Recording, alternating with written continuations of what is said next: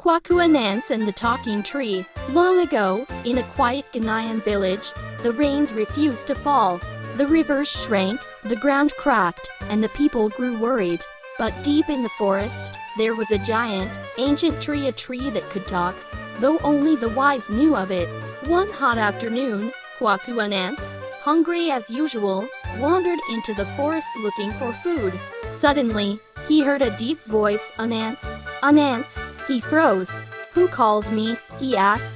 "It is I, the talking tree," the voice replied. "Bring water to my roots, and I will reward you." Ananse's eyes widened.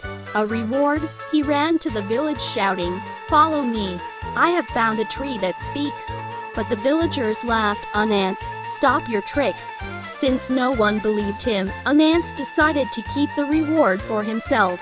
He fetched a clay pot, filled it with the last bit of water from the stream, and poured it on the tree's roots. The ground trembled, a glowing fruit fell from a high branch shining like gold.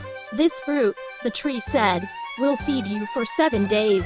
Share it, and more blessings will come." But greedy Ananse shook his head. "Share, never." He ran home with the fruit tucked under his cloth. But the fruit was magical. It hoarded. It grew heavier.